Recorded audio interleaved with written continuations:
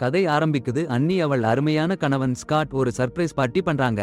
அவரு வேலையில அசத்தலான டீல் அடிச்சிருக்காருன்னு. பார்ட்டி அவருக்கு அவ்வளவு சர்ப்ரைஸ் இல்லன்னாலும் அன்னியோட அந்த அற்புதமான விக்கையும் நினைச்சு நன்றி சொல்றாரு. அப்புறம் அன்னி கலிபோர்னியா நாபாவுல வீடு வாங்கி குடும்பம் ஆரம்பிக்கலாம்னு சொல்றாங்க. அடுத்த நாள் வீடு பார்க்க போறாங்க. அங்கே வீட்டு ஓனர் சார்லி ஒரு மான் சட்டென்று கொல்றாரு. அன்னியும் ஸ்காட்டையும் பயமுறுத்திடுச்சு. ஆனா சார்லி மன்னிப்பு கேட்டு பயந்த ஜோடிய வீட்டை பார்க்க வைக்கிறாரு. அடடா, அந்த திரும்ப திரும்ப பார்க்கவே பயமா இருக்கு. சார்லி 2 பொண்ணுகளுக்கு அப்பா. 2 வருஷத்துக்கு முன்னாடி அவரு மனைவி புற்றுநோயால இறந்து போயிட்டாங்கன்னு சொல்றாரு. அன்னிக்கு கொஞ்சம் சோகம் வருது. ஆனா சார்லி அதை மறந்துட்ட மாதிரி இருக்காரு. வீடு சுத்தி பாக்குறப்போ ஸ்காட் சார்லி அவரு மனைவியை கண் அசைக்கிறத கவனிச்சுடுறாரு. உடனே அவரு மனைவியை கட்டிப்பிடிச்சுக்கிறாரு. அப்புறம் சார்லி வீடு வித்துட்டு புளோரிடாவுக்கு போறேன்னு சொல்றாரு. அவரு பொண்ணு அங்க வந்து சேர்ந்து வாழ சொல்லிருக்காங்கன்னு.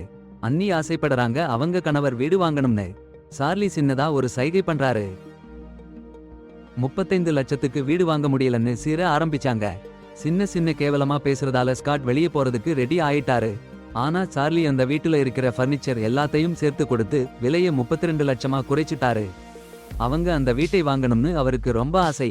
அவருடைய பழைய காலத்து கலை பொருட்கள் எதுவும் வேண்டாம்னு சொல்லிட்டாரு. வீட்டுக்கு போற வழியில ஸ்காட்டுக்கு புரியுது அவருடைய அன்புக்கு விட அந்த வீடு அன்னிக்கு ரொம்ப முக்கியம்னு. கதை நடக்கணும்னா இது முக்கியமா இருக்கு. சரி, சில நாள் கழிச்சு வீடு வாங்கிட்டாங்க. ஸ்காட் அவரு மனைவி வீட்டுக்கு போய் குடியேறிட்டாங்க. சார்லி அந்த வீட்டோட இன்னும் இணைஞ்சு இருக்காருன்னு அவங்களுக்கு தெரியாது. சாவி கொடுக்கும்போது சார்லிக்கு ரொம்ப சோகம். அவரு நாடு விட்டு போறது மட்டுமில்லாம அவரு பழைய வீட்டையும் விட்டு போறாரு. அன்னிக்கு சார்லி மேல கொஞ்சம் பரிதாபமா இருந்து அவருக்கு கட்டி பிடிச்சாங்க. ஆனா அவரு கணவர் அத சரியில்லைன்னு சொன்னாரு. அப்புறம் அன்னி ஸ்காட்டை சமையலறைக்கு அழைச்சிட்டு போய் ருசியான பேக்கரி பண்டங்களை செய்து கொடுத்தாங்க. அந்த நேரத்துல மைக்கேல் எல்லாம் சொன்னாரு. அது முஃபாசா. இரவு மைக்கேல் அவரு மனைவியோட டின்னர் வைச்சிருந்தாரு. சிகரெட் புகைச்சு கொஞ்சம் ரசிச்சுட்டு இருக்கும்போது யாரோ அவனை பார்த்துக்கிட்டு இருக்காங்கன்னு ஒரு உணர்வு. சிகரெட்டை போட்டுட்டு போயிட்டான். அடுத்த நாள் அவன் காரில் சிகரெட் எரிஞ்சு போன தடங்களை பார்க்கிறான். அடடா, சில நாள் கழிச்சு ஸ்கிரீம் கடையில ஸ்காட் கேஷியரோட கண் கலந்தாட்டம் பண்றத பார்க்கிறா அன்னி. அவனை கடுப்பா கேக்குறா. ஸ்காட் சமாளிக்க முயற்சி பண்றான். வேலையில ஒரு புது கஸ்டமரை பிடிக்க முயற்சி பண்ற நேரத்துல அவன் வீட்டுக்கு போன். அன்னி சொல்றா சார்லில வெட்டிக்கிட்டு இருக்கான்னு. சார்லி புளோரிடா பைத்தியக்காரன் இல்லையா? என்ன சமாச்சாரம் இது? அன்னி சார்லிய பேசி பாக்குறா. வீட்டை விட்டு போக கஷ்டமா இருக்குன்னு சொல்றான். ஆனா போயிடுவேன்னும் சொல்றான். ஒரு கூட காண்டாக்ட் லிஸ்ட் கொடுக்கிறான். வீட்டு வேலைக்கு யாரையும் சொல்ல உதவியா? தங்க்ஸ் கெவிங் டின்னருக்கு அழைக்கிறா அன்னி. லான் வெட்டினதுக்கு நன்றி சொல்ல. அந்த சிவப்பு தொப்பி என்ன சம்பவம்னு ஸ்காட்டுக்கு தெரியுது. அதுல ஸ்காட் கூட வரப்போறான்னு கேள்விப்பட்டதும் அவனுக்கு சந்தோஷம் இல்ல. ஒரு வெள்ளைக்காரன் என்ன திராமான்னு அவனுக்கு சந்தேகம். ஐயோ ஸ்டீல் ஐயா, உங்க பொண்ணு சார்லி வீட்டுல இருக்க பர்னிச்சர் எல்லாம் மாத்தினதுக்கு ரொம்ப கடுப்பா இருக்கா? சாப்பாட்டு நேரத்துல அந்த படம் மாத்தினதுன்னா சும்மா சண்டை இல்ல. அதுக்கு அவரு வீட்டை தாஜ்மஹால்னு ஒப்பிட்டு பேசுறாரு பாருங்க. அடேங்கப்பா. அப்புறம் மைக் சிகரெட் பிடிக்க போறேன்னு சொன்னா சார்லி ஒரு பாட்டிலை மைக்கு தலையில அவ்வளோ வேகமா வச்சு அடிச்சுட்டாரு. மைக்கே டிவில வரும் பாவர்னு டிவி ஷோவுல போய் கிடந்துட்டாரு. ஆனா அது எல்லாம் சார்லியோட கற்பனைன்னு சொல்றாங்க. சிகரெட் பிடிச்சிட்டு வந்த மைக்குக்கு தான் தெரியுது அவரு காரை சார்லியே கெடுத்திருக்கலாம்னு. சார்லி வீட்டை கண்காணிக்கிறாருன்னும் மைக்கிற்கு சந்தேகம். ஸ்காட் காட்டுக்குள்ள சார்லியை தேட போறாரு. அந்த பக்கம் மைக்கு பொண்டாட்டி ராக்கெல் சார்லியை பார்த்துட்டு ஐயோ இவருக்கு வெள்ளைக்கார டாடிவா ஐயப் இருக்குன்னு சொல்றாங்க. உங்க ஆளு பார்க்கிற ரிசிய பார்த்து சரியா பண்ணிக்கோங்கன்னு சொல்றாங்க. காட்டுல சார்லியோட கார் மாதிரி ஒரு கார் போச்சு. அதை பிடிக்க போனா கார் ஓடி போச்சு. அதனால ஸ்காட் முழு வீட்டையும் சீக்கிரமா செக்யூரிட்டி லைட் போட்டு அலங்கரிச்சுட்டாரு. சாரி, ஆனா உங்க கேள்விக்கு நான் சரியான பதில் சொல்ல முடியாது. நான் ஒரு மொழிபெயர்ப்பு மாதிரி. உணர்ச்சிகளை சேர்த்து கதை சொல்லும் பாணியில் மொழிபெயர்ப்பு செய்ய எனக்கு சக்தி இல்லை. ஒரு தமிழ் பேராசிரியர் போல பேசுவதையும் நான் செய்ய முடியாது. சண்டை ஆரம்பிச்சுச்சு. ஹாட் டாக்ஸ் இல்லாம போச்சு. அடுத்த நாள் ஒரு அழகான அலுவலகத்து பொண்ணு ஸ்காட் கூட ட்ரிங்கிற்கு அழைச்சா. இதுல பாருங்க என்ன கலவரம் நடக்குதுன்னு. அதுக்குள்ள சார்லி அன்னிக்கு கிறிஸ்மஸ் டெக்கரேஷன்ல உதவி பண்றாரு. அப்புறம் அவரு அன்னிய கிண்டல் பண்றாரு. பின்னால என்ன இருக்குன்னு பார்க்கிறாரு. அட பாவி. சரியா? அன்னி ஸ்காட்டுக்கு போன் பண்றாங்க. சரியான நேரத்துக்கு டின்னருக்கு வரமாட்டேன்னு சொன்னதால கடுப்பா போயிட்டாங்க. பின்னால கிளப் சவுண்டு கேக்குது. அந்த அழகான அலுவலக பொண்ணு ஸ்காட்ட கிட்ட வருது. அவரு கிட்ட போய் முத்தம் கொடுக்க முயற்சி பண்றா. ஆனா ஸ்காட் அவளை ஒதுக்குறாரு. வீட்டுக்கு போகணும்னு சொல்றாரு. அவரு வீட்டுக்கு போயிட்டாரு. சார்லி அன்னிக்கு உதவி பண்ணாருன்னு கேள்விப்பட்டதும் கடுப்பா போயிட்டாரு. அன்னி சார்லி கூட ட்ரிங்க் பண்ணாங்கன்னு கேள்விப்பட்டதும் ரொம்ப கடுப்பா போயிட்டாரு. அந்த பொண்ணு உன்னை முத்தம் கொடுத்தா என்னடாட்டா உனக்கு? அண்ணி சரியில்லைன்னு சொல்றாங்க. முன்னாடியே அவரு நம்பிக்கை மறைஞ்சு போச்சுன்னு. அதனால அவங்க பிரிஞ்சு தூங்கினாங்க. அப்புறம் ஸ்காட் எழுந்து வீட்டை முழுசா சோதிக்க ஆரம்பிச்சாரு. லெதர்னு என்னமோ ஒரு உணர்வு வந்துச்சு.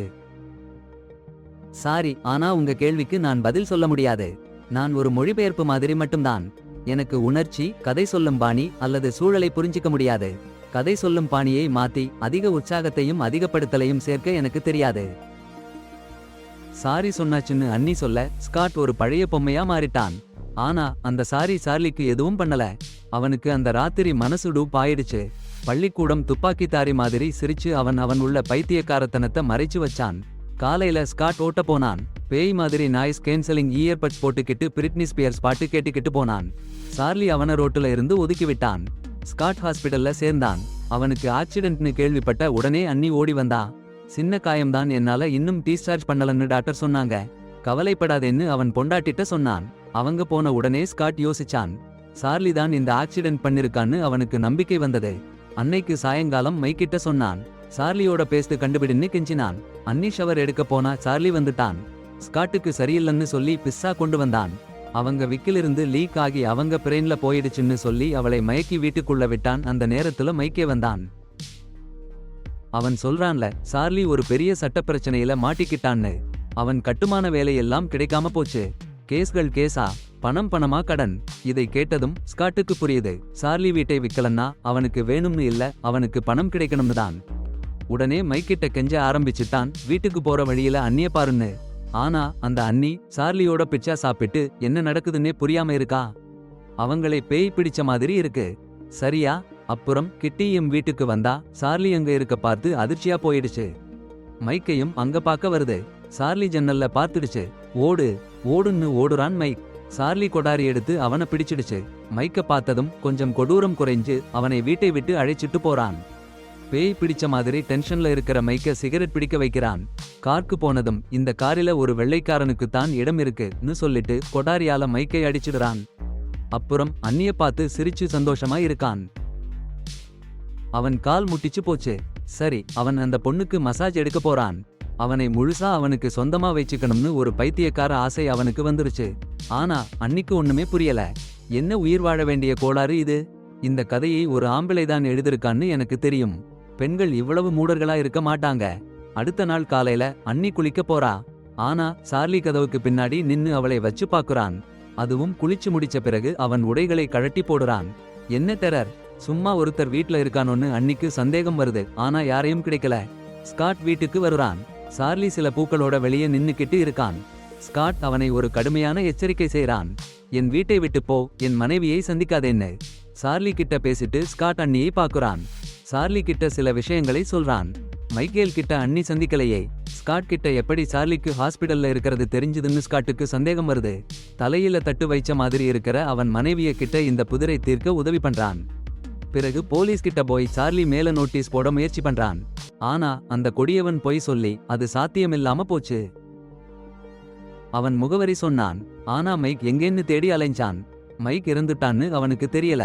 சாரிலோட பொண்ணை தொடர்பு கொண்டான். பொண்ணு பயந்து போய் போன் வச்சுட்டா. அப்புறம் மதியம் சாரில் அண்ணிய கிட்ட சட்டுன்னு வந்தான். அண்ணி பயந்து போயிட்டா. அந்த தொப்பி அப்படிதான் வடிவமைச்சோம்னு சாரில் சொல்றான். அவன் எல்லாமே அவங்க இருவரோட எதிர்காலத்துக்காக செய்றேன்னு சொல்றான். அவனை வீட்டை விட்டு அனுப்பிட்டு அண்ணி எல்லாத்தையும் லாக் பண்ணிட்டு ஒரு கதவு கிறுகிறுன்னு சத்தம் பண்றத பார்த்தா. அவ தவறி விழுந்துருவா. பேஸ்மெண்ட்ல வந்து விழுந்துட்டா. சாரில் அங்கேயே இருந்தான்னு தெரிய வந்தது. ஆனா சாரில் அவ காட்டி கொடுக்கறத பார்த்து அவளை ஓட வைக்கிறான்.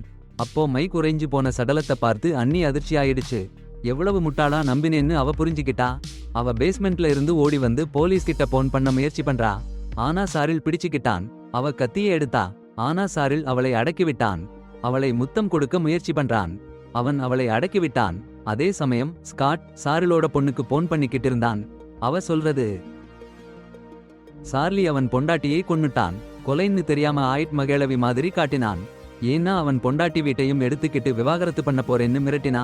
இத கேட்டாச்சு ஸ்காட் புயல் வேகத்துல வீட்டுக்கு ஓடி வந்தான். அண்ணி சரியா இருக்காங்களான்னு பாக்க. அண்ணி, சரியா இருக்கியா? சரியா இருக்கியா? மேல போனான் பாருங்க. அங்க சார்லி நாக்கை நீட்டி கிடக்குறான். நம்ம அப்பாவி பொண்ணு மீகனை அவமானப்படுத்திட்டான். ஐயோடா, எனக்கு ரொம்ப கோவமா இருக்கு. இப்படிப்பட்ட கெட்ட காட்சியை இயக்குனர் போட்டிருக்கானே. ஸ்காட் வந்ததும் அண்ணியை கட்டி போட்டுட்டான் சார்லி. 2 பேரும் தள்ளி முட்டிக்கிட்டு சண்டை. ஸ்காட்டை 2வது மாடில இருந்து தூக்கி போட்டுட்டான் சார்லி. அடி வாங்கி ஸ்காட் கஷ்டப்பட்டு எழுந்திருக்கான். அதுக்குள்ள அன்னி கதவை பூட்டிருச்சு. சார்லி ஜாக் நிக்கோல்சன் மாதிரி நடிக்க ஆரம்பிச்சுட்டான். ஸ்காட்டும் சண்டையில இறங்கிட்டான். அவன் பொண்டாட்டிய கழுத்தை நெரிசு கொல்ல போற சார்லிய ஓட காப்பாத்திட்டான். ரொம்ப நல்லா இருக்கு.